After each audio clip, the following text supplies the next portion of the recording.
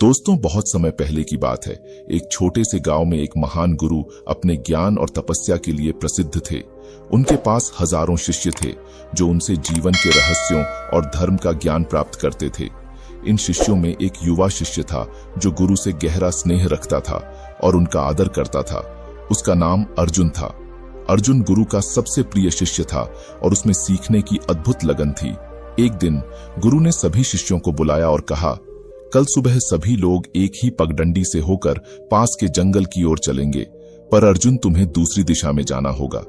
अर्जुन को यह आदेश सुनकर थोड़ी हैरानी हुई, लेकिन वह गुरु के आदेश का पालन करने के लिए तैयार था। सुबह अर्जुन ने दूसरे रास्ते पर कदम बढ़ाया और अकेले ही आगे बढ़ने लगा। चलते चलते उसे एक अनजाने डर का एहसास होने लगा, लेकिन उसने हिम्मत बनाए रखी और गुरुजी के आदेश का पालन किया। कुछ देर चलने के बाद अर्जुन ने देखा कि उसके सामने एक घना जंगल है। जैसे ही वह उसमें प्रवेश करता है, उसे एक जगह पर खून के धब्बे दिखाई देने लगे। अचानक एक अजीब दृश्य उसके सामने प्रकट हुआ। एक बड़ा सांप एक छोटे खरगोश का पीछा कर रहा था। अर्जुन ने सोचा कि वह उस खरगोश को बचा सकता है, लेकिन तभी गुरुजी का निर्देश याद आया कि किसी भी परिस्थिति में कुछ भी न करे, केवल देखता रहे। अर्जुन बहुत दुविधा में था। उसने सोचा कि शायद यह गुरुजी की आजमाइश है और वह बिना हस्तक्षेप किए शांत खड़ा रहा। जब सांप ने खरगोश पर हमला किया तो अर्जुन को बहुत दुख हुआ। अचानक उसी समय उसके सामने गुरुजी प्रकट हुए। अर्जुन ने विस्मित होकर पूछा, गुरुजी, यह सब क्या है? आपने मुझे उस निरीह प्राणी की सहायता करने से रोका, इसका क्या अर्थ है गुरुदेव? गुरुजी ने गहरी सांस लेते हुए कहा, बेटा, इस घटना का संबंध तुम्हारे पिछले जन्म से है। वह खरगोश और वह सांप दोनों तुम्हारे ही कर्मों का परिणाम है।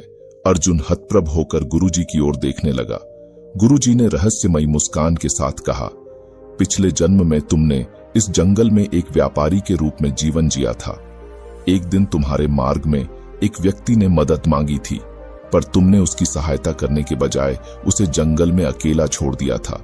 उसके कारण ही उस व्यक्ति की मृत्यु हुई थी और वही व्यक्ति इस जन्म में इस खरगोश के रूप में जन्मा है। सांप उस व्यक्ति के कर्मों का न्याय करने वाला माध्यम है जो उसे फल देने आया है। अर्जुन ने पूछा, गुरुजी, तो क्या मेरे हस्तक्षेप से उसका भाग्य बदल सकता था? गुरुजी ने कहा, नहीं बेटा, यह कर्म का सिद्धांत है। जो कर्म हमने किए हैं उनका फल तो भोगना ही पड़ता है, चाहे समय बदल जाए या जन्म बदल जाए। तुमने यदि उसे बचाने की कोशिश भी की होती तो उस प्राणी का अंत इसी प्रकार होना था। इसीलिए मैंने तुम्हें हस्तक्षेप न करने का आदेश दिया था। अर्जुन ने आगे पूछा, तो क्या हमारे कर्मों का परिणाम हमें इस जन्म में ही भोगना पड़ता है? गुरुजी ने उत्तर दिया, बेटा, अक्सर हमारे किए गए कर्मों का परिणाम हमें इस जन्म में ही नहीं बल्कि अगले जन्मों में भी मिलता है। हर कर्म का एक निश्चित समय होता है। यदि हम अच्छा कर्म करते हैं तो उसका फल सुख के रूप में प्राप्त होता है, और यदि बुरा कर्म करते हैं तो दुख का सामना करना पड़ता है। गुरुजी ने अर्जुन को यह भी समझाया, जीवन में हर घटना का कोई न कोई कारण होता है। हम कभी नहीं जानते कि किस क्षण का प्रभाव कौन से कर्मों से जुड़ा हुआ है। इसीलिए हमें हमेशा सच्चाई, करुणा और दया के मार्ग पर चलना चाहिए। इस प्रकार हम भविष्य में अच्छे फल की उम्मीद कर सकते हैं। अर्जुन ने गुरुजी की शिक्षाओं को आत्मसात किया और समझ गया कि हमारे कर्मों का फल हमें किसी न किसी रूप में अवश्य भोगना पड़ता है। उस दिन के बाद से अर्जुन ने अपने जीवन में सच्चाई और धर्म का पालन करने का संकल्प लिया। दोस्तों, यह कहानी हमें सिखाती है कि हमारे जीवन में हर घटना हमारे द्वारा किए गए कर्मों का ही फल होती है। चाहे वह अच्छा हो या बुरा, हमें हर कर्म के लिए उत्तरदायी बनना होता है।